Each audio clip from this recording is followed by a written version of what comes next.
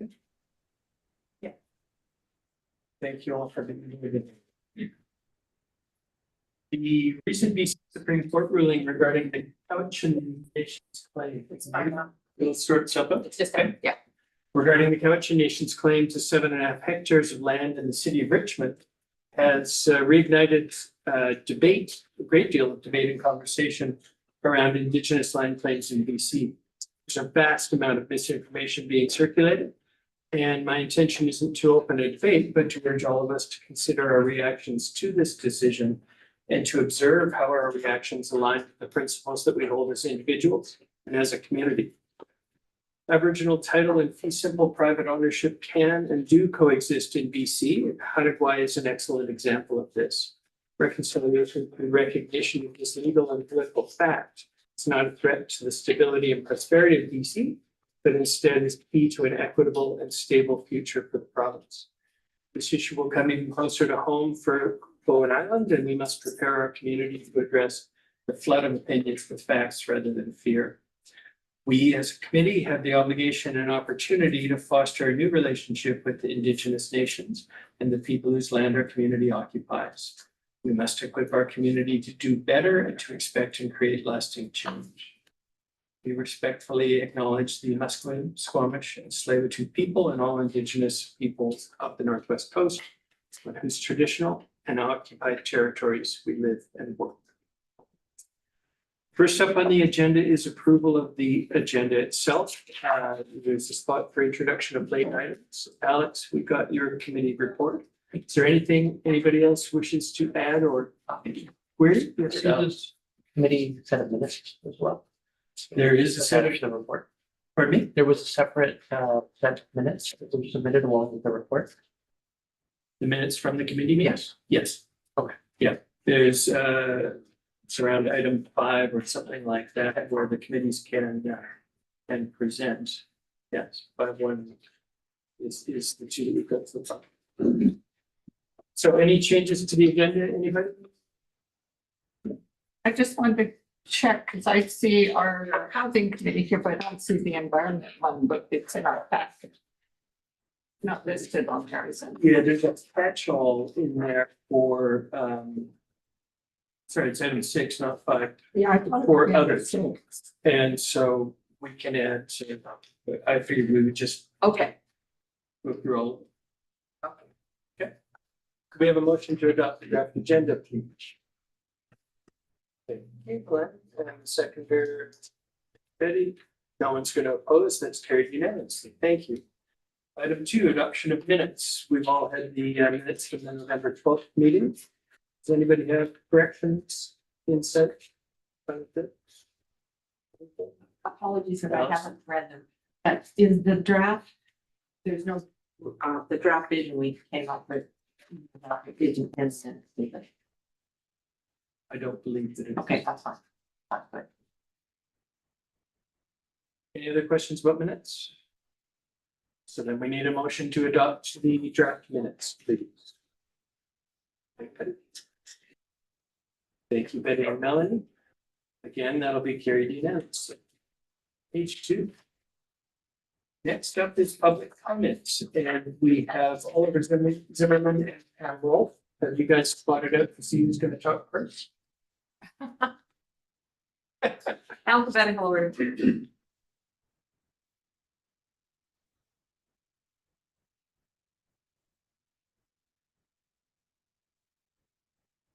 Good afternoon. Thanks for the opportunity to speak before this committee. My name is Cameron Rolfe. I'm the proponent for Westside Village, a 100% affordable housing development proposed for 1355 Westside Road. We have an OCP amendment application and a rezoning application before Municipal Council, and I believe that application has been presented to this committee today in the agenda for information. Firstly, I'd like to thank this committee for its hard work and the important task of molding the future direction of land use on Bowen Island. I know that nobody here is doing this for the money or the glamour, but this might be one of the most important tasks for the future of Bowen Island. And for this, I thank you.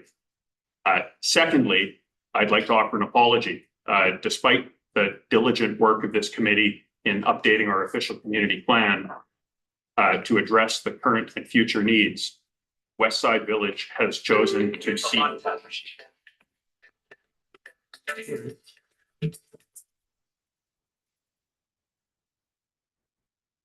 Oh, so should. I was gonna dance. I was gonna dance, Kate. That's by the seaside. Yeah. Sorry. Westside Village has chosen to seek an OCP amendment now instead of waiting for the updated OCP. And I'm concerned that this could be an irritation for this hardworking volunteer committee. And for this, I apologize.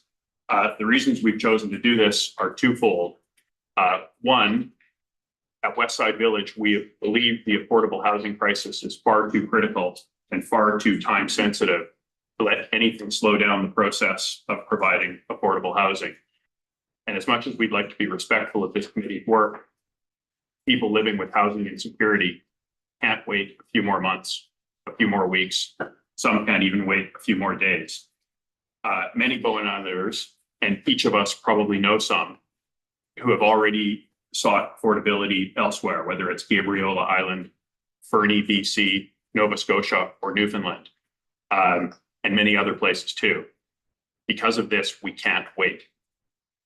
Secondly, if we did respectfully wait for an OCP update, I can't imagine a scenario where we wouldn't at that time be required to seek an OCP amendment. So in summary, I thank you to this committee for your diligent work and my apologies for not waiting for the outcome. But I hope you understand why. Thank you. Thanks. Mr. Zimmerman. Can you just do it for me? That was beautiful. We'll have to cue up the music.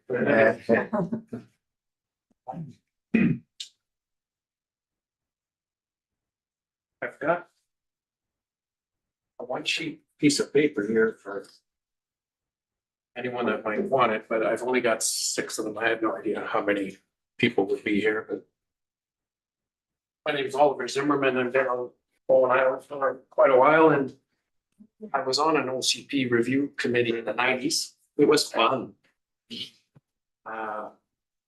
It's a lot of work. I had this idea a few years ago. We were on the verge of subdividing our land in Miller's Landing, and it fell through. I'm getting up there. I'm 65. I've got too much land, and I'm house poor. And my buddy Phil in Kate's Hill's got kind of a similar problem. Long story short, we kind of get into a situation where I would like to put a 1,200 square foot house on my property to live in instead of my 3,500 square foot house, which is way too big for me. And I'm allowed to do it according to current zoning. Everything's fine. The only thing is I don't have $500,000, so I can't do it. But I found a buddy and he wanted to do it, and that was all good, except now the two of us would be on a mortgage together, which has all kinds of side effects that are undesirable.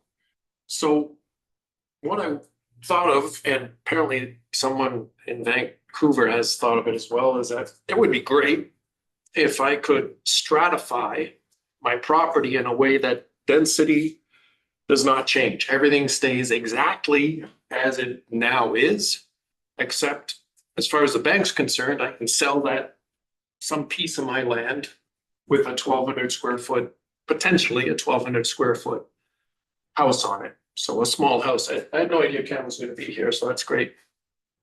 Basically, make it possible to build small size limited houses that are already allowed to be built under current zoning, which there's quite a few of those out there. The problem is the only people that can afford to do that are people that don't need to do it because they're wealthy. And like if you've got $500,000 in the bank to build a house that you're going to rent out, you're doing okay. You know, there's almost nobody I know that is in that position. There's a lot of people that are in my position, which is, you know, I was shoveling gravel an hour ago to come do this meeting. We can't afford to do that. So In a nutshell, that's it. You'll see the document in front of you. The basic idea, again, the idea is simply allow zoning to change to a strata title such that the bank is willing to lend the money to an arm's length third individual that can then go and build I mean, according to the current rules, some houses can only be like 900 square feet. Some, I think the maximum you can build is around 1,300 or something. I'm saying leave the rules exactly as they are. Just make it possible to finance the thing by turning it into a strata, so you can do that, right? I think there's probably several hundred properties on Bowen that would sort of be interested in that situation, and so someone can buy what amounts to a detached condo. You know, that's basically it. Do you have any questions while I'm still here? Is that? I'm curious, like from a financial institution, what do they need in order to grant that money? Well, it's just like if you go to buy a condo in town, it's exactly like that. So you're gonna buy a strata property. There's gonna be insurance and legal, there's the strata laws. So and the simplest form is exactly like that. So So basically, you need the requirement to stratify your lot, yeah, which is provincial. Isn't it? Like the Strata Act is a provincial Strata strata. Property Act is provincial, but under the land titles, or under the Land Titles Act, or under our zoning bylaws, as far as I understand, the strata is created, when you create a strata, it's just like creating a subdivision. So my question was going to be, under the current zoning, you can't subdivide your lot into two? well, in fact, I can't. I was almost able to, because between my neighbor and myself, we were able to cross the 1 acre threshold. They moved away and it fell apart, but that's a special circumstance. There's lots of people that are nowhere near having enough land to be able to subdivide, according to their current zoning. Plus subdivision means you gotta have a separate septic, separate driveway, all these things.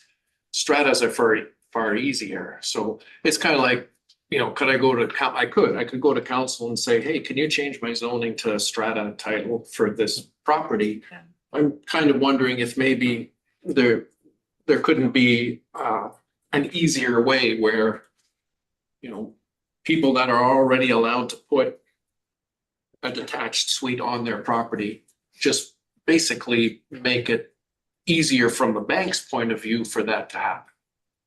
Otherwise, you I'm basically, recalling from when we put in the allowed all the properties to have a secondary detached. yeah, And and then the province came along and we'd already done it for most of the lots.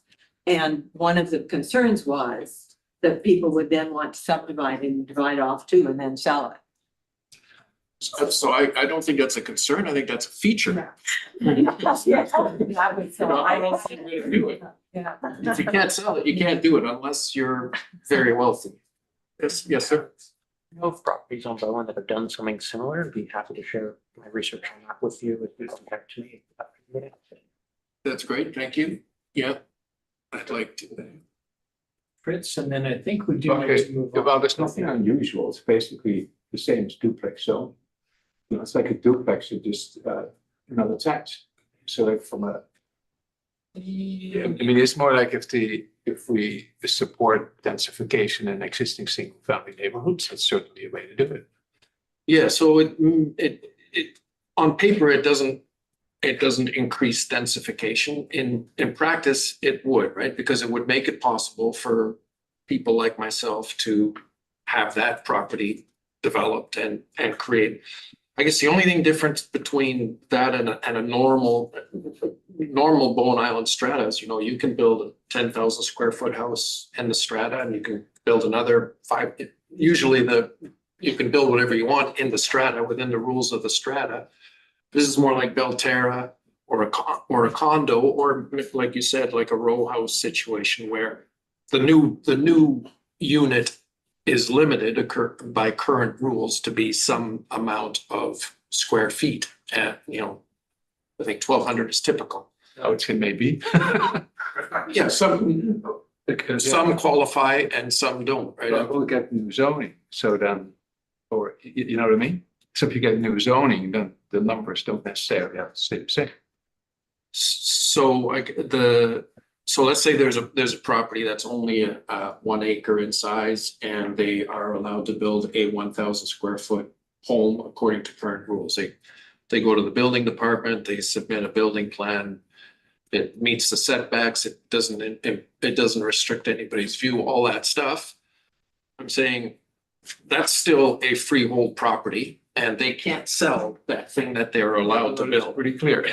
Right, so if there was a zone that said, oh no, yeah, that's a freehold property, let's call it a freehold strata. Let's call it a strata and let's make sure that that house can't hold more, it can't be more than 1,000 square, like, don't allow a 10-bedroom house to be built there, just allow what is currently already allowed. So just a final note, in practice, it will increase density on Bowen Island because more people will be able to do it. Right? Which, Thank you all. Thank you for listening. Sorry for being so. No, About it's, that's okay. That's why we're here, but we're doing, move on. Thank you. I'll get a hold of you, Alex, to find out well, what then you you should know. talk to one of the planners that's here too. Say that again, please. Talk to one of the planners.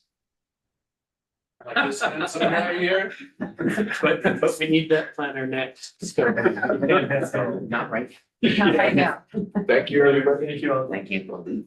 Okay, item number 4.1, project progress update.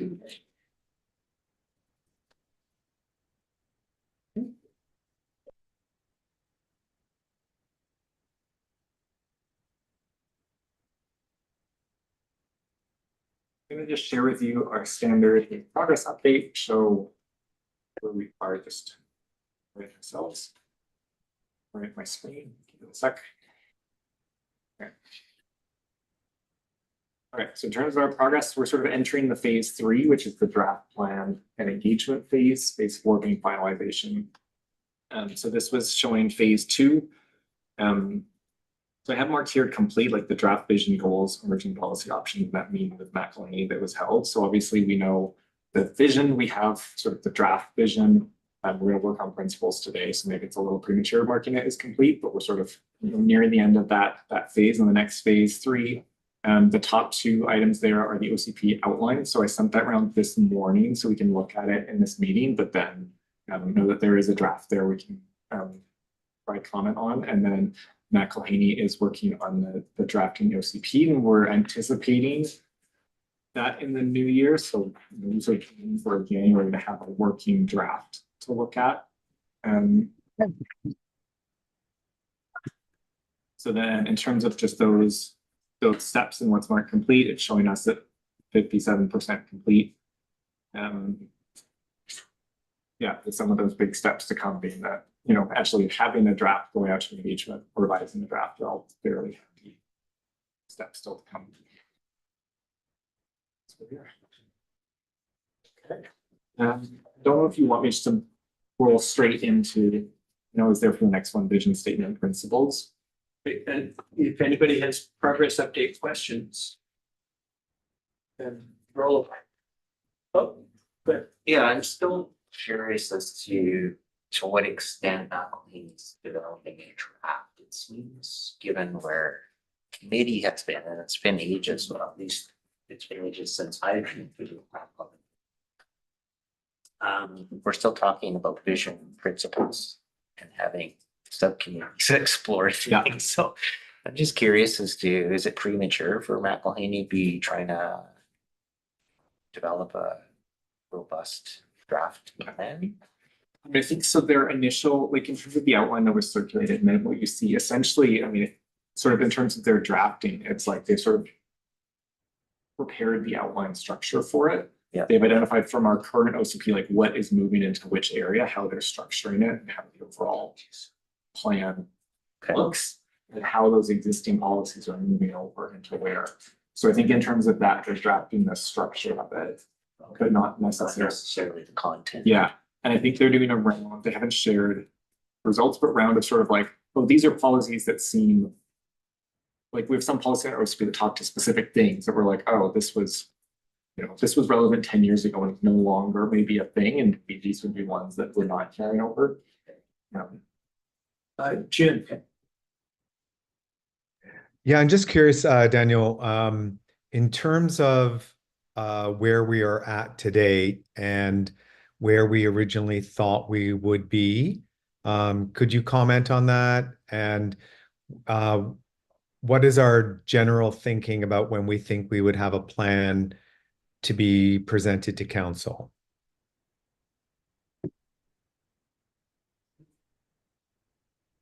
I would say it's slightly slower than our goal. We have been. So if I go back to this, I think kind of this aims towards engagement sort of around spring break time period. I apologize, that's how I view my life schedule is very tightly planned time to fix school schedule. But so around sort of March, April engagement, revised draft, and then the presentation to council ends up landing in May, June. That's sort of what I would forecast. So May, June, and remind me, I'm going way back to when we first started this process. When it is being presented to council, does this committee disband? Like, is our work done as a committee once it's presented to council, and then therefore I'm assuming staff takes it through all the reading process, et cetera, et cetera? Or do you imagine that there would be a role for the committee beyond that? That's a good question. I don't remember the terms of reference offhand. Last time, once it got, what the final draft was done, it was presented to council. And then it And then it started, was handed off. handed off, Process. and then amendments got happened, but I don't think there was much involvement from the committee. Because I assume that once you go into like the whole reading process, it becomes a very formal, sort of more legislative kind of process. And that's a municipal thing, right? We wouldn't be engaging in the method or the ways that we had in the past. Anyway, maybe come back to that. I mean, obviously, caught you off guard, but maybe for something for us to be thinking about at a future meeting or discussion. it may also depend upon council's reaction to the draft they're presented with, right? Yeah. If we create They can send it something back. that they cannot stand, yeah, Then it goes back. then they dismiss us for sure. Like, I think as well to Jim's question, I think I could see a thing where the presentation to council is like staff and, the co-chairs presenting it to council. I could see if council has questions that we go, the committee of the whole with the committee and council to go through it. So I guess I wouldn't see we probably wouldn't be holding like regular monthly meetings of the steering committee, where there's a role for the steering committee to sort of help council with the draft. I can see that. And then obviously either way, there'd be a role for committee members if they wish as like members of the public to supply letters to council or appear before council. Thank you. Alice? I seem to recall you agreeing with the mayor or telling the mayor that when the the draft would be presented to council before it went out for public engagement, and I don't see that up on. No, that's not in this list, but essentially that draft, OCP draft 1. 3.2. I think for clarity for just being on the website as a presentation, it should say presented to council. Sure. Any other questions regarding that update? So then I will hand the floor back to you for 5.1 about the vision statement. Okay, so last meeting, we obviously spent a great deal of time on the draft vision statement and then some more time by email. So I believe this was sort of the last draft of that version, at least as I went through the email exchange. And And I just note there, but that's square bracket, because I know there's still sort of an open question. People had discussions around development versus growth in that wording. So it's saying Bowen is a caring, friendly island community that lives, oh, and this isn't even the latest, because I don't know that I'm missing the clear comment, with the lands and waters of, can't say how sound. We value environmental stewardship and guide, and this would question development and growth, good practices that protect land, water, and biodiversity. Our community has diverse, accessible housing and services to meet the needs of residents at every stage of life, income level, and ability. We are a resilient community that balances the needs of both residents and visitors, honors the island's history, and celebrates the rich arts and culture sector. So I don't know, I don't think we maybe need to spend a lot of time with it at this meeting, but know that this is still draft and isn't finalized, but it's sort of in terms of the goals we were setting out at that meeting, was we would have sort of it'd be 4 sentences long. They would hit those different points that we've hit, and we're probably open for more words for anything as we go through, but. I'm trying to follow the email threads that we had. I can't find an email thread with the exact wording that Daniel's got in there, but I recall one of the things that I commented on, and I think Betty agreed with my comment back in November the 14th or thereabouts, was we had the word private in there, which I thought picked up the In the first sentence. that.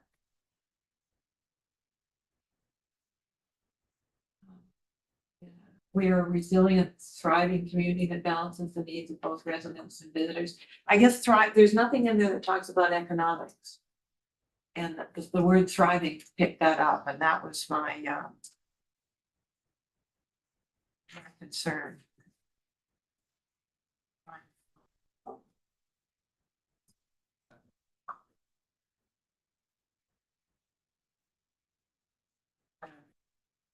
But yeah, as I said, I think it's something we can still continue to refine. This is roughly where we've landed. Thank you. Adam's got his hand up. Can you hear me? Yep.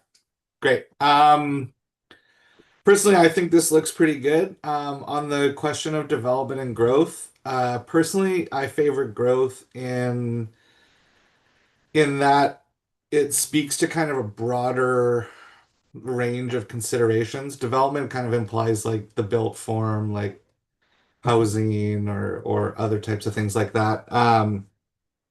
Where growth, to Allison's point, like could be inclusive of like different types of commerce or like things that happen in the community that aren't exactly related to building. And the only other thing is where we have honors the island history. We had that conversation about respect versus honor, and I think we landed on respect. But then otherwise, I think good. Thank you. Thanks, Adam. I think we should move on then, because this definitely isn't finished. And 5.2 is the principles review. Again, Daniel. Sure. So McElhaney had produced this list of 7 draft principles. So I don't know. And so again, I think they probably again need that sort of wordsmithing, both from like an overall with different principles to guide, and then for them individually to sort of go through what they actually should be saying. As I looked at their list, I could kind of categorize them into what they have laid out. So the first one's talking about sort of the Bowen community and how we're a welcoming, inclusive, accessible community. The second one being about, at least starting with, sort of respect for recognition of Indigenous rights. The third one being about ecosystems. The fourth around housing. The fifth one about the resilient circular economy. Sixth one about transportation, and the seventh one again about being a sustainable community. Seemed to be sort of how those were themed. in my mind. So I guess it's sort of, like when we were talking about the vision and trying to figure out, okay, how wordy does this want to be? What do we want? We sort of thought about, okay, we wanted the four main phrases. And so one place to start maybe, okay, does it seem like things are captured within these principles? So then we could go into the individual principles to try to wordsmith. Is there something missing from these principles? Have them individually. Back to Adam. They went. I looked at them earlier and I flipped them back to the group. I had a few comments like there is some repetitive language and use of words, and I think what you could do is you could probably strike the seventh one and move a few of those particular words and items into the ones that are more like specific to that. So like sustainability and environmental stewardship up into 3. You can move like there's a bunch of them are kind of overlapping, and I think you could probably clean them up and have tighten it up because there's a lot of words here. And so generally I think that's just kind of my feedback on them. Thanks. Kind of echoing Adam. I'll let you go first, Nick.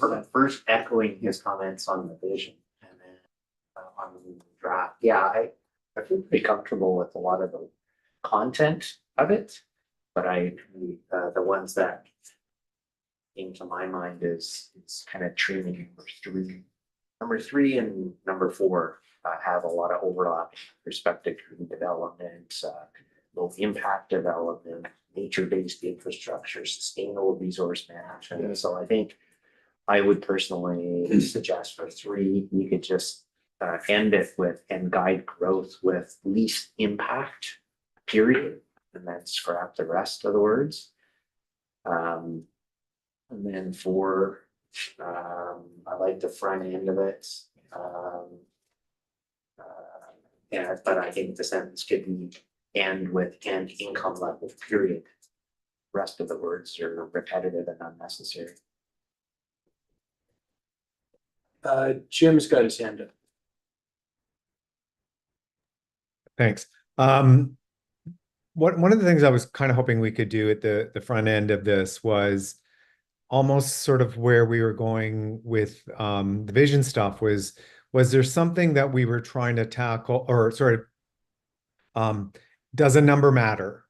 Like 7, 11, 12, whatever it is. What's the front end of what we're trying to do with each of the principles? To be perfectly honest, unlike the vision, and I think I was an outlier in thinking I would want it even tighter and shorter, but I accept the view of the rest of my committee members on that, so I'm willing to live with that. But on the principles, I'm less concerned about the number, but more each one sort of is a cohesive topic, sort of along the lines of where you were going, Daniel, that each one has sort of a key theme of this plan. And so I like the idea of keeping them tight, but almost they need to live on their own. So we don't add 12 different themes into a principle, sort of keep it tight, but very like, obviously one about environment, one about like the key themes and topics that we've been talking about should have a principle. And if that's more than 7, I'm okay with that. And so that's why I'm not getting into wordsmithing of them, but just sort of like, what do we feel like at the front end, what we're trying to do with them? I like the idea that they each sort of stand alone and is meaningful, then gets lost with a whole bunch of words. Okay, Fritz, Adam, Betty. Oh, Chris. Kirsten. Kirsten.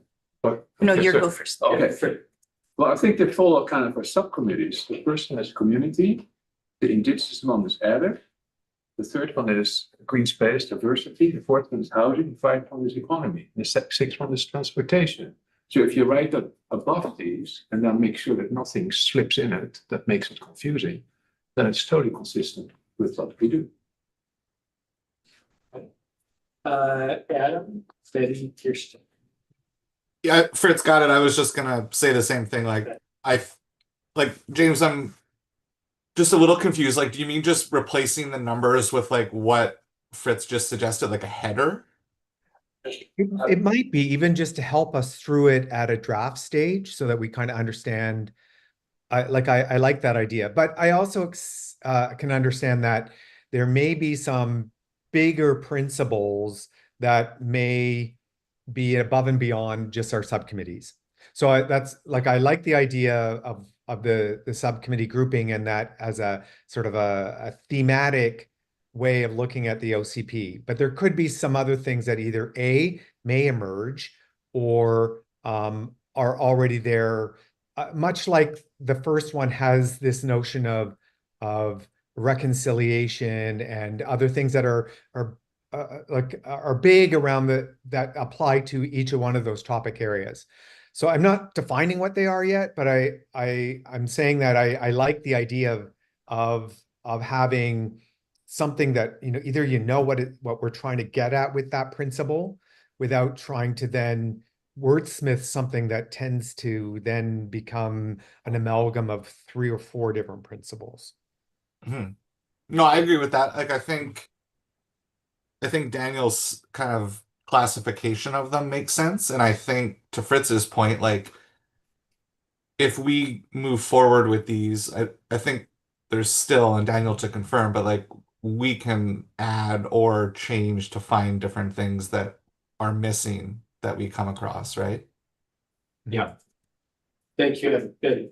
I wanted to go back quite a long way back in this process. Chana sent cross-cutting principles, and I think he sort of captured the headings. And I think what McElhaney called content buckets, I call strategies, but I think they're where our committees are. So McElhaney had 3 levels, the vision and then the principles and then those content buckets. And I'm not saying that all of Chana's may be fit, but I think it's worth looking at that list with what's here and seeing. How did he stand that? Like, I don't know if I've got a date on this. It was way back. Right after we did the first visioning meeting, I think. he's not online, Dave. He said it was gonna be late. Oh, no, he is there. No, it Chana? was before this week. He's just unmuted himself. Yeah. I can look for when I sent that and put it to the top of people's inbox. Okay, next up is Kirsten. Thank you. Sorry to make you look. Oh, no, that's fine. No, so just for the record, going to draft vision, I support the concept of growth over development. I think the broader reference, I think would be helpful. And also, I also agree that respect instead of honor, I think is appropriate, just for the record. Okay. In terms of draft principles, yeah, like I think just sharper language, and maybe I'm getting to the weeds a little bit, but even doing like a 1 word, bold, colon, and then the description, for example, number 1 could just be healthy community, ... to nurture a welcoming and inclusive.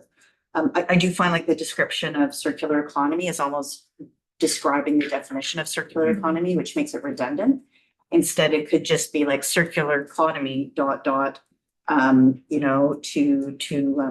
that encourages a sustainable economic activities, which then speaks, of course, of, reducing waste and doing other things. So I think there's some things that we're saying, and then we're kind of describing what it is, which is making it very wordy.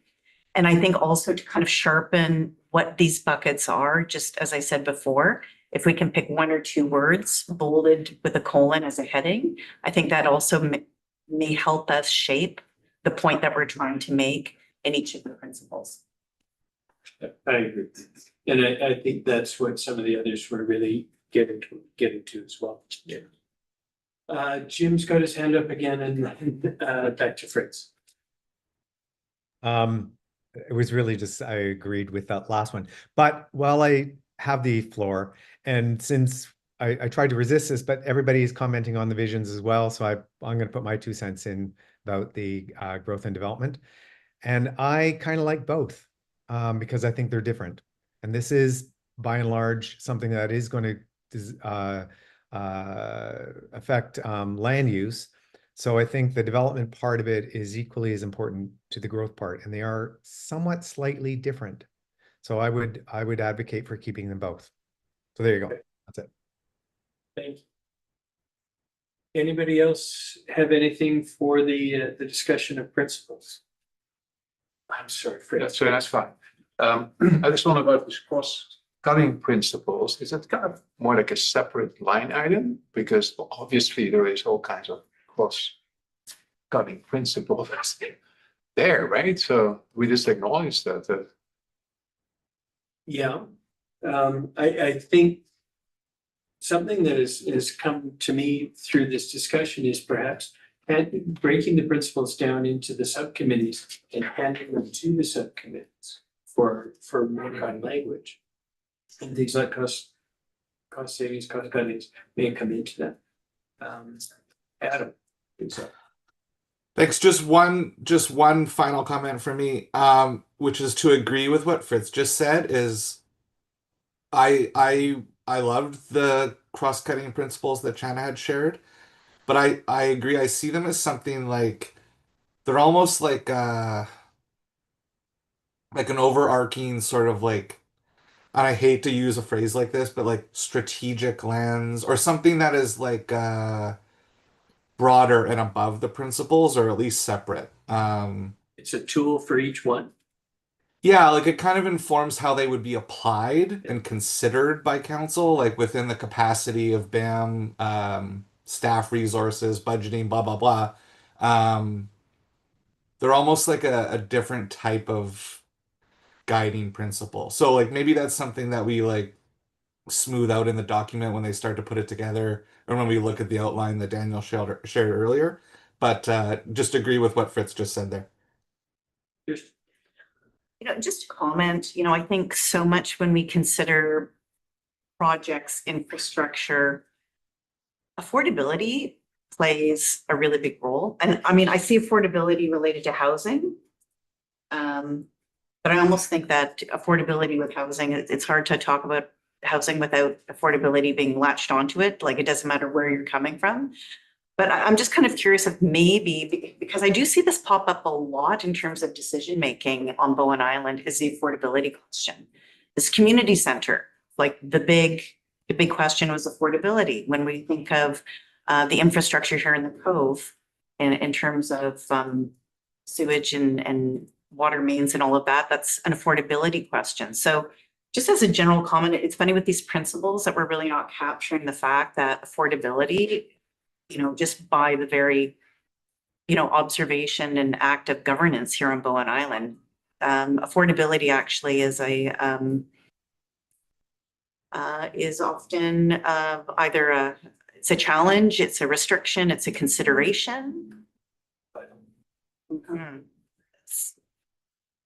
I think we've got Allison and Melanie. So I was sort of reading through, look at number 3, the very last 3 words. What is sustainable resource management? We're not an extractive economy.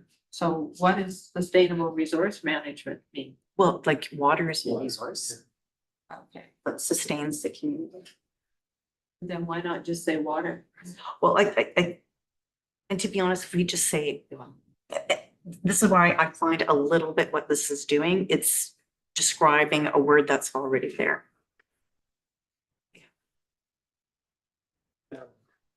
And then nature-based infrastructure. I mean, I can see that that's bioswales and things like that versus stormwater sewers and ditches or something, but, is that, do we need that, or, could we just end the whole thing at low impact development? agree with all this discussion about tightening and sharpening and repetitive words. And it's gonna speak a little bit to what Kristen just brought up, and it's to do with the asset management. That's why I don't see it here, but talking about how we're gonna plan for the future for infrastructure. That's the only thing I don't see that's being captured in here. I think everything, all the big buckets are here, how we word it is fine. And I don't know, do you tie it back to like the sustainable resource management? Is that where you bring in the infrastructure?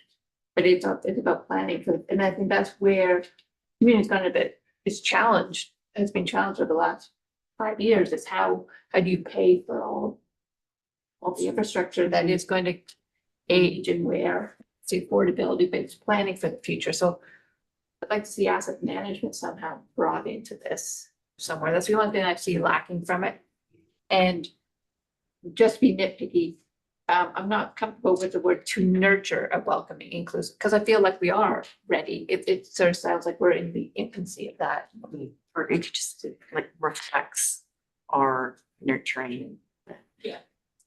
But it's nurturing seems to sort of build something from scratch. I feel we're already there. So that was my piece. Adam's got his hand up. Sorry, last. I completely agree with Melanie on the sort of capital planning asset management side, and maybe that's what you take the repetitive stuff out of 7 and you make that more about because it's already kind of speaking to decision making, it's speaking to the future, and maybe to Kristen's point there, where you talk about affordability, because you know that's a part of that, like what BIM decides to do, those types of projects, like they have an impact on our budget, property taxes, all these things. And then so maybe that's what you do with 7, like it speaks to, you know, affordability and that sort of like BIM's approach to decision making, and like through those sort of lenses. Just a suggestion. Thanks, Adam. Glenn? Yeah, I totally agree that that's an important element within the document, but I personally believe that reference to or speaking to infrastructure or asset management is a policy. It's a how-to. So to me, it's, I personally wouldn't reference it in principles. Just sustainable pickup, asset management. It's sustainable, the use of the word. Yeah, yeah. So a sustainable some of the more community. general, we can have reference about sustainable service delivery. The word infrastructure could be used somewhere, but I personally don't want to see specific words around infrastructure asset management. That's totally fair. Like, no, I think that's totally a good thought. I think maybe it's just about like maybe the focus then is just affordability, and we speak to like some of the things that impact affordability, such as some of those types of things. I like the term sustainable service delivery. I mean, that's appropriate. Yeah. So then for me, the question is where we go from here with this. We could spend the rest of the day going through the language. I don't want to do that. The consultants are not refining this anymore for us. We're returning something to them. Is that correct? I don't know. Yeah, I think somebody suggested that like the subcommittees could each take. Yeah. There's clearly like one for each of the subcommittees to take a stab at working in their group to refine that language on the principle, then circulate to the whole group. And we have time for that? Yeah. Good. So I think Jim has a point, and then perhaps we can make a decision about sending it to the committees. Jim? Yeah, it's probably redundant now. I totally agree. I thought, in fact, that's what I thought we said we would do last time. But I definitely like the idea of having the subcommittees work on that unless there's a few things that may overlap, I don't know, but I think that the time is better spent there.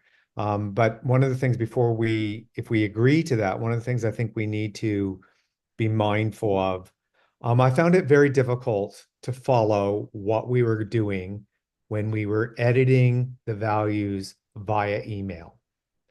So if we're going to, Division. it was hard to keep track of who said what version we were on. We weren't working on the same document. We weren't really collaborating on a document, but it kept going like we were. And I just think that if, to the degree that we even come back to this and not have it as a discussion point, that we got to figure a better way to collaborate online, like maybe a proper collaboration tool where you can see who's making what comment to what and what version everybody's working on. And I think that was reflected as well when others were looking at what Daniel showed up and said, I'm not sure that's the version I thought, you know what I mean? We're gonna get in trouble. And this is a good example of that. So anyway, just to recap, big sport of sending it back out to the groups and to just think about how collaboration works when we bring it back, especially to the bigger group. With something like this, Danielle, could it go to McElhaney, just say that this is our kind of, first stop at organizing the principles? That's theirs. No, we changed it. Oh, Well, we changed them all, but we changed them. I think each of our subcommittees could look at their one to get it more, how we're happy with it to get sent to that. Now, what I meant is to have a bit more communication with McElhaney in general. Yeah. But they kind of know that we're doing something. Yeah, I mean, I think I update them after every meeting we had. So last time I sent them, this is the draft vision and we didn't get to the principles. Oh, okay. Thank you. Yes. Words like if, for example, for the one on number 4 for housing, it says to provide. Doesn't say to provide for. Which is the wording in the OCP and the land use bylaw, but provide means the municipality's got to do it. And there's one of the others is the same, develop under transportation, develop. Safe, accessible, low emission and connected transportation on. That's a little better, but we're not in control of bus transportation. But we can work on that. I think we Yeah. agreed to work And on that number with the 7, communities. Yeah. To build a sustainable community. I don't know if you build a sustainable.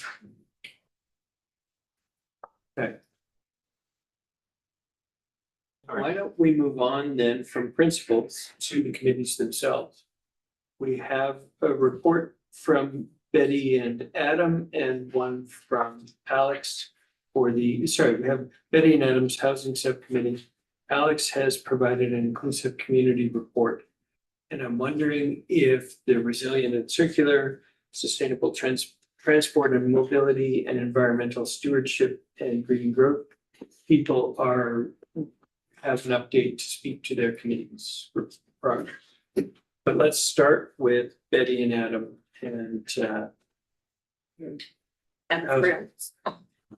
It wasn't just us. no, but you've provided the information. Sorry. And so Is that the one we brought in here? Yeah. It's not, okay. I didn't bring that one with me. Because we need to share that. Sorry, Betty. I don't have a copy of the housing one with me. This Okay. one is, sorry, the housing one. Yeah, no. It's in the agenda package. So can you share it on this? Yeah. Yes. Yeah. Sorry, Sarah. The interesting thing was there were so many overlaps between the environmental committee and the housing committee that I find it hard to remember which committee said what. Well, hopefully they were consistent.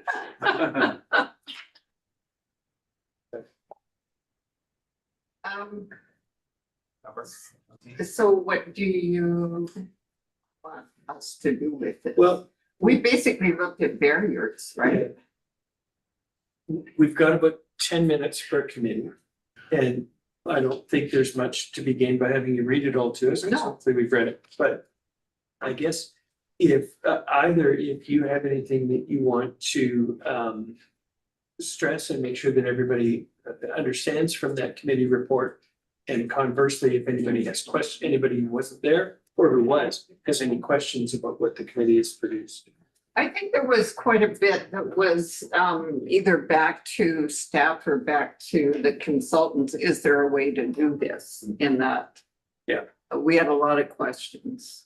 I think this was more aware, make everybody aware what all the Yep. limitations are, and that it's not the same as writing anything that would go into OCP. Yeah, forgive me because I did not read the entire report. But what but just reflecting on, access to Bowen Island, the cost to build on Bowen Island, the sustainability piece, the circular economy piece. Just wanted to highlight the importance of modular homes and what's happening with a lot of the innovation in that space right now. By bringing modular homes to Bowen Island, that means you're actually not building here on the island. It's already done somewhere else, which reduces your environmental footprint. And it's also quite often using BC resources and products. So I just wanted to highlight that I think modular homes, I think would be very beneficial to be included for consideration for the housing committee to really explore. I think it ticks off a lot of boxes in terms of costs and environmental impact. And if you're looking for more information on that front, I'm happy to share whatever I have. Are you aware of the barriers to doing that? Because I mean, we do have modular housing on board, right? Yeah, but when you start about accelerating housing and making it affordable, and also reducing waste, modular housing checks off a lot of those boxes in that way. But are you saying that we present a barrier to that in some way? Yeah, I think we do. Or reversely, I think a lot of municipalities now are looking to accelerate their permitting process by pre-approving certain modular housing designs. And by pre-approving certain modular housing designs and therefore also foundation designs, it can accelerate it. So if we're in a space of accelerating housing, reducing costs, reducing waste, there's lots of other really great things with modular housing. I would just like to suggest that the committee carefully look at it because I think it actually checks a lot of boxes in terms of what. I think Fritz, you were. Well, I hear what you're saying, but it's the whole province that's doing this now. The provincial government is trying to make sure that the lot sizes work for prefab housing, is selected to architectural firms to come up with some ideas. I mean, so that's definitely happening. Well, but in an OCP, you don't have maybe there's somewhere detail, right, in the policies or so, but it's more like an overall methods to reduce the cost of delivering housing. Yeah, I think in the past, I think Bowen Island has been resisting modular housing, thinking that that some or other our geography doesn't necessarily accommodate it. But not to go into this too much, it's just something I just wanted to raise that, to your point, federally they're looking at it, provincially they're looking at it, but at the end of the day, it's at the local level in terms of what processes you have in place for permitting. And because we're an island, what are the things that we should consider for? But this is really a big deal, right? So the whole industry is being changed or being forced by the provincial government to deliver, BC products that can be used quickly to build more housing. But it's kind of there, right? And then that would be in our we should put it somewhere else. It's not principles. No, I meant it for the housing committee. That's a housing, So let's add that to the housing committee, the next discussion. Adam's been waiting pretty patiently here. Well, what I was gonna say was before we met this the housing committee, we all kind of went back and read what was in the housing in the last OCP. And actually, like a lot of the more progressive things that we've been talking about are included in the OCP, like the former one. And I think the big question for us in this new OCP is like, how do we have policy language that's more effective in getting the outcomes that we want? Like for example, like we talked about the density bonus mechanism that was in the past OCP that there wasn't really any uptake in it. And so like I think it's the same question that we had for a bunch of different things here is like what is the policy language that we would have that would be more effective in getting those outcomes? And I think that's what Betty was getting at when she said that we have a lot of questions for Daniel and the consultants is, you know, like what are other smaller communities doing successfully? Like what are those things in our last OCP that we would tweak? I'm just trying to summarize a lot of the general questions that apply to the notes that we shared earlier. So I'm not sure exactly like is that just us preparing a list for Daniel and McElhaney to like maybe consider when we start to look at this draft, but yeah, I think that's one of the our tasks with the housing one. Thanks, Adam. Hearing nothing else for housing, why don't we move on to the inclusive community report from Alex? All right, so thank you, Chair. There was 8 of us that met as the inclusive community subcommittee of this committee, and started off with some questions like, what does an inclusive community look like? Where are we doing well on Bowen? Where's there room for opportunity, and where would we like Bowen to be 20 years from now? But had some really good discussion. I won't rehash it all, but definitely a lot of great points raised. We also started looking at specific policies and trying to figure out whether they need to be changed, kept the same, or made sense. So we started looking at section 8, but then realized that it was a lot like when you take a piece of paper that has writing all over it, you cut it up into little strips, you mix them all up and try to figure out how the heck the thing goes back together from an accessibility standpoint. Everything was out of order. Made it really hard to read the policies. We did get through 389 and 390, but that's as far as we got before realizing that words were so out of order that it was changing meaning. And so staff have provided an accessible copy of that. So we're going to be re-meeting to discuss that further. Our hope is to provide some feedback on the policies and have that sent back to both staff, this committee, and to McElhaney as well. Thank you, Alex. As one of the people in the meeting, it was really clear to me that the feedback we need to give McElhaney is that the resulting OCP report be an accessible document, just to make it that much more usable. Any questions for Alex? Right. So then just looking at the list of committees, the next up is resilience and circular economy, which is Melanie and Kirsten. Anything to do? I could provide a verbal update.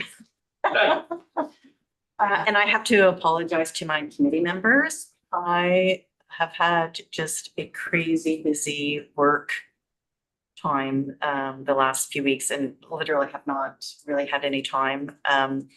But you know, the good news is that the Community Economic Development Committee did host a business summit in which the theme was the circular economy. And I know Melanie, you were there. Alex was there. Sarah was there. Allison, I think you were there. Yeah. And a lot of those documents are going to be available on the website, I understand, quite shortly. What was good is we did a World Cafe dialogue with the business community on sort of what are the challenges and what are the opportunities by further adopting a circular economy. We also had a counselor from the city of Nanaimo actually do a presentation on what is a circular economy. So that presentation should be on the website. The results of World Cafe should be on the website. And in addition, we did a small survey. People were registering to attend, just to sort of flag what are you offering as a business and what do you need as a business? And it was interesting to see some of the gaps and some of the business opportunities, even though it was a very informal survey. So just to say there is some information, some very preliminary information for the committee to mine in that direction. So I'm sure that our next meeting will be an opportunity to go through that information and maybe then further refine from the plan from there. What was the turnout like for that? It was good. Yeah. 70? Yeah. 70. Yeah, the room was set for 72. I think I counted maybe 5 or 6 seats that weren't being used. As well. Oh, together. Okay, so then next on the list But is. David, before you head Oh, off. sorry, that Jim. one, Yeah. yeah, I just want to make a note because you didn't say it, and I have a feeling that some folks are looking at the subcommittee list that we developed in the meeting, and it subsequently changed. So there's some different members on different committees. So I'm actually on that committee. I want to make, and I'm not on the transportation committee. I just wanted to, so that people are aware. And there, I don't know if there were some other changes, but just make sure you look at the right list of the committees. Right. And to that point, I think there's still a few others that we should add to the committee. I definitely think like Jen from Bowen Island Waste should join. Waste management is a big part of the circular economy.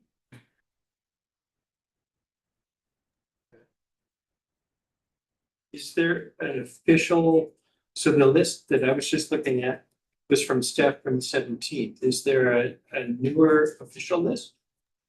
I have a list that I was putting together before this meeting, just based on some of those emails. Oh, okay. Maybe I'll put it up here to see.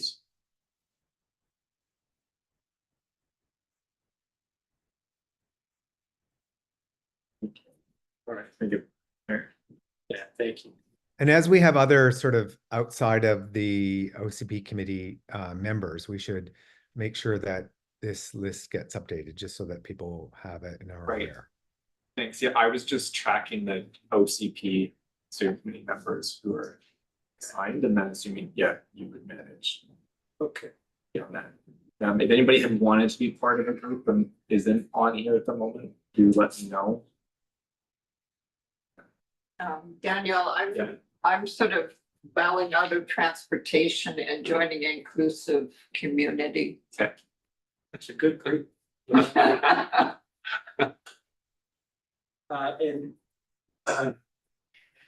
think I have an email with the other inclusive community members in it that I can send. It's in the minutes. Oh, my apologies, of course. Thank you. Okay, sustainable transportation and mobility. Who would like to speak to that, or is there a report? Yeah, yeah. That's an easy report. Scheduled. Okay. Thank you. Could you put the list back up? Yes. Please.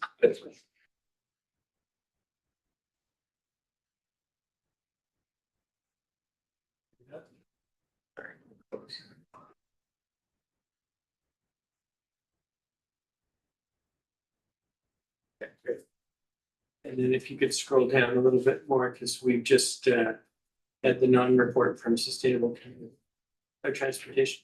All right, next up then is environmental stewardship and green growth. Anybody want to speak to that one? You want to take that one? I can, yeah. Betty did a great job of putting my notes together, but relatively small group. Betty, maybe you can speak, because I noticed that the president involves some people that I don't recall being present. People can send in written Okay. documents. Yeah, and you've merged their comments, Yeah. I assume, into the notes. Okay. I think a lot of conversation. John Reed was a member of our group, and he's advocated conservation development quite extensively. And I just had a little bit of Daniel on that in his developments. He was a big advocate for incorporating that into the OCP. We have a better understanding of it now, and seems to make sense to give consideration to it, and I look forward to Daniel's comments on that. But one of the things that, so in general, conservation development means recognizing that a portion of a development is preserved or conserved. And then there's agreement on what portion of the land is allowed to be disturbed for development.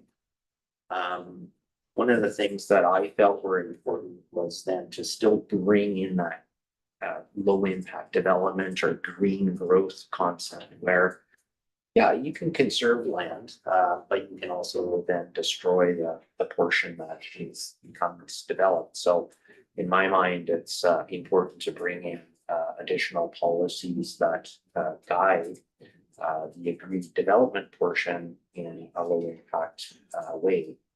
And there was recognition of the degrading septic systems, so needing to make some decisions around that and pay attention to monitor policies to protect water quality. We know that water supply is a big issue on islands, so developing policies around water harvesting and reuse, as well as protecting our drinking water resources. The other one that I personally raised that has made it into the notes is, and no doubt becoming a sensitive topic, is this vegetation retention or selective vegetation preservation and tree cutting. Is something that I don't believe, correct me if I'm wrong, but I don't believe we have any permits or controls over tree clearing, and I suggest that's something we consider. Can you speak up, Glenn? Because I don't Oh. think anybody could hear you that's listening to the recording. Okay. My apologies. Should I repeat anything, or was it good enough to? I will just raise my voice as we move forward. How's that? Was there anything else, Betty, that No, we've got quite a long list of quite a long list? concerns and Yeah. how do we get there? The other thing is that I think maybe because we had a developer at the table, we really focused on that interface between preservation and housing development. And we didn't have an opportunity at all to talk about foreshore and the ocean part of the island ecology. So next time. Yeah. Great. Any other discussion on that one, or can we move on to the next? Maybe that I can't see anymore. Sorry, short-term memory is not what it used to.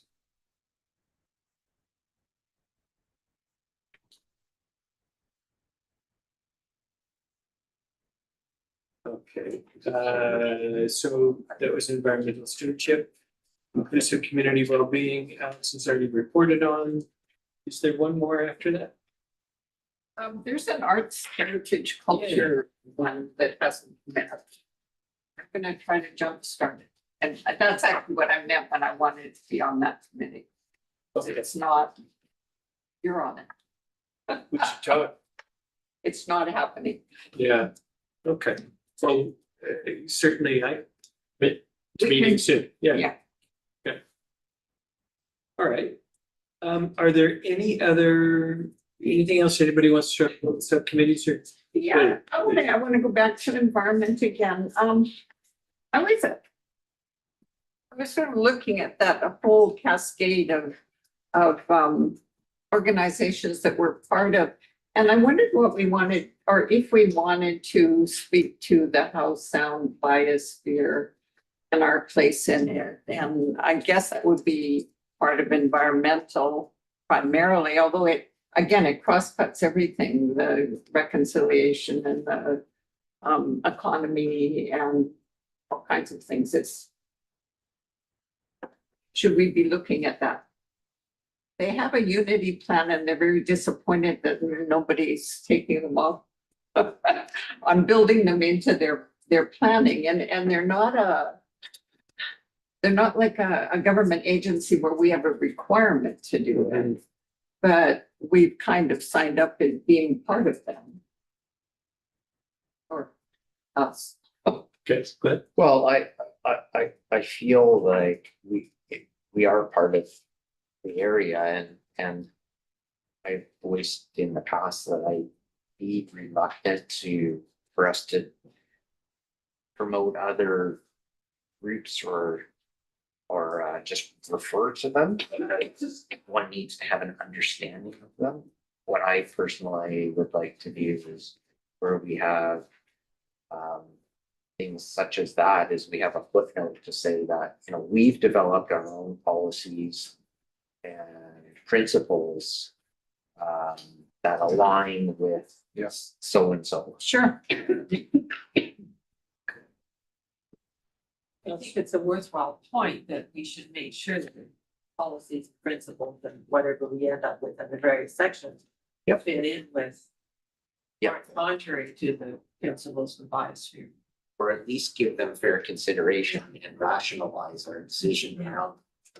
We don't necessarily need to achieve your alignment in every case. Well, yeah, something I'm not clear on is whether as a municipality, we are committed to aligning with that. Are we, or? No, but when it was formed, our being formed, and because it's a. We did send in a letter. Okay. And we show in the borders, like we're the bottom of it. Yeah, Okay. and we got a plaque. Oh, there's a. Okay. There's a plaque. They might come and collect their plaque. Adam, do you want to speak to the plaque? Not to the plaque, but maybe more this is like a document design thing about different pieces of legislation or different government bodies that were impacted for. A lot of these documents will have kind of like a constellation graphic or image or something that kind of shows what things we're obliged to follow. Like, so maybe this is something that we talk about down the road, but I think it is worth including, especially since we're in the Islands Trust, we're Metro Vancouver, you know, like blah, blah, blah. Like there's all those different things. I think it's worth kind of setting that context in the document probably early on. Thank you. Don't see other raised hands, anybody? Okay, I think we're done with 6.2. Next up is is new business, and then 7.1 is site visit standards. Okay. Thanks. I wanted to bring this up. So we have in our agenda for information, a referral from council that's about a rezoning and OCP amendment application on West Side Road, and you heard the applicant today. And so I just wanted to go over, we don't have a specific municipal policy on sort of rezoning process, but we do refer to the Islands Trust one that goes over it. And in particular talks about sort of how to interact with an applicant. And how to conduct, like if we ever do a site visit or something, how to conduct a site visit, what the purpose of a site visit is. The idea of procedural fairness is really important when it comes to an individual rezoning. So in this case, it refers to like the local trust committee. And so specific for site visits talks about if attending a site visit for the purposes of understanding the physical content of an application, you would attend a site visit with a staff member who takes notes to limit interaction between the committee and the applicant, the receipt of factual information that can best be received at a site visit. So like we do site visits with council, we do it with other advisory committees. But it's sort of there so you learn more about the site in the context of the application and not as a kind of a private exchange of information necessarily, but that should happen, or debate about the merits of an application. That would happen in a committee meeting. And then the other thing to stress with this too is that this committee, like all of our advisory committees and even council, doesn't have an inherent right to enter somebody's private property. So it's something that would happen like a site visit, something we would arrange with the property owner. We would have permission to enter at a specific time for that site visit. And that's when we would enter property. But just to know, as we talk about different parts of the island or different areas, you may want to go and visit so you know better. But if you do, it's like stay on the public road, stay on a park, stay on that trail that has a right of way, but don't enter people's private property as part of your role as the steering committee. Thank you, Jim has a hand up. Yeah, just a point of, well, question for you, Daniel. Yep. Will, for this rezoning application, and there's been other rezoning applications, I'm assuming this committee is not going to have any formal role in that, right? So that doesn't directly, not that the standards and how you conduct yourself isn't relevant, of course it is, but more that we aren't going to be reviewing this. Is that correct?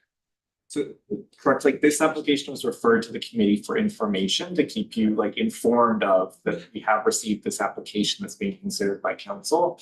But was not referred to the committee for a recommendation or for comment or anything. So that's why it's included for information and not, you know, I guess I'm open to like, well, council could decide to send something else to you for a comment. Okay, fair enough. I just want to be clear, just so that there's, Yeah. yeah, okay, thank you. That makes sense. Anybody have any questions for Daniel around that policy? Okay. 7.2 is other business. There was no other business indicated at the beginning of the meeting. Does anybody come up with anything in the meantime? Alice? We just got the draft outline, so Yeah. what are we supposed to do with it? Commit it to memory and Yeah. get ready for the next meeting. Do you want to speak to that at all, or do you want to leave it for the next? I know we're scheduled to end at 4:30, so I'm hesitant to hold people. Yeah. I mean, I think something to look at, I think what I might do after this meeting is send follow-up for the subcommittee. So one saying, okay, here are the principles, here's what we thought each subcommittee can look at that specific principle to try to wordsmith initially.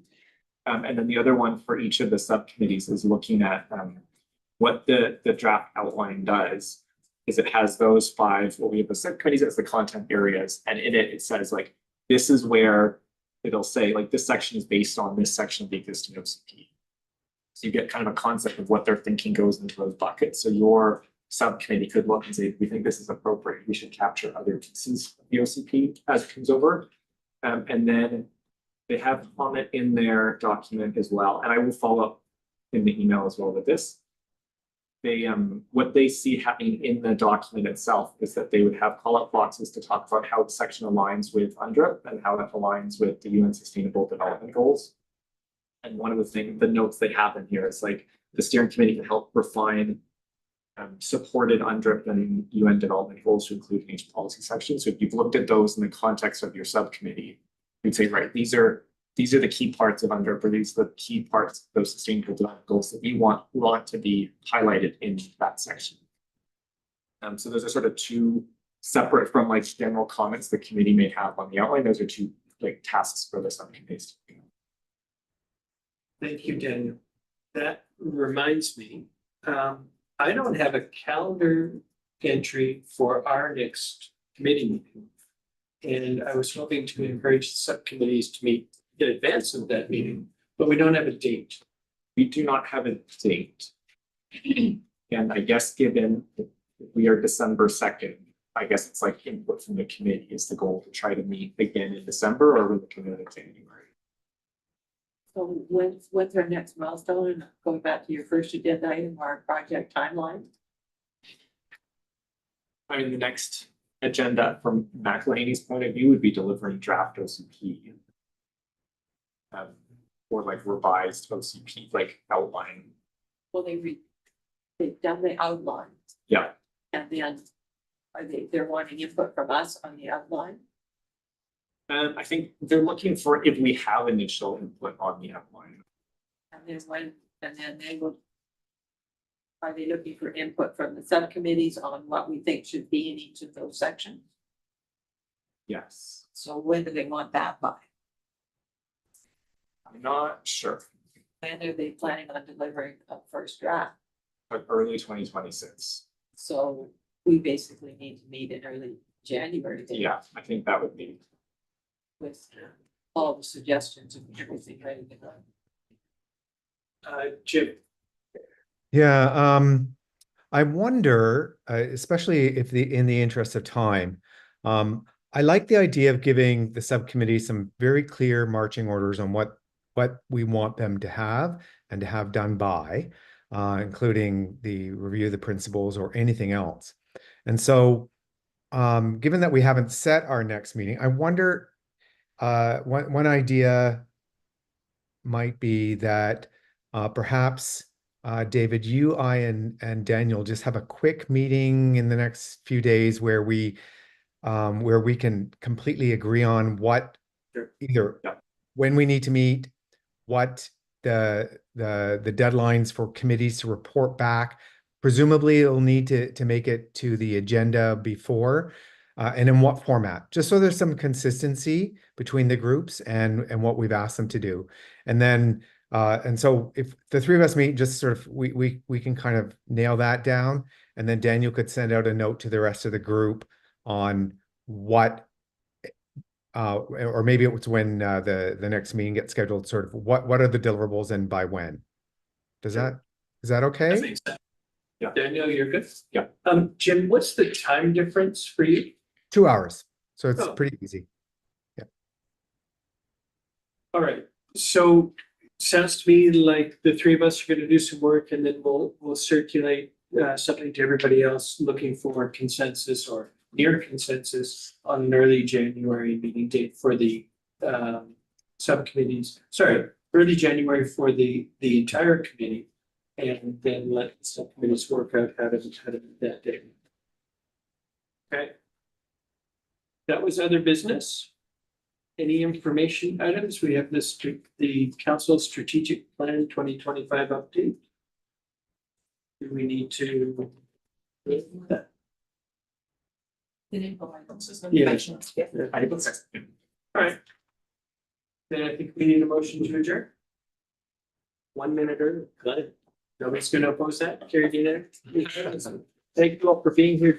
Thank you for calling in the future. Great. Oh, I. No. So. Oh, you're right. So, we'll want to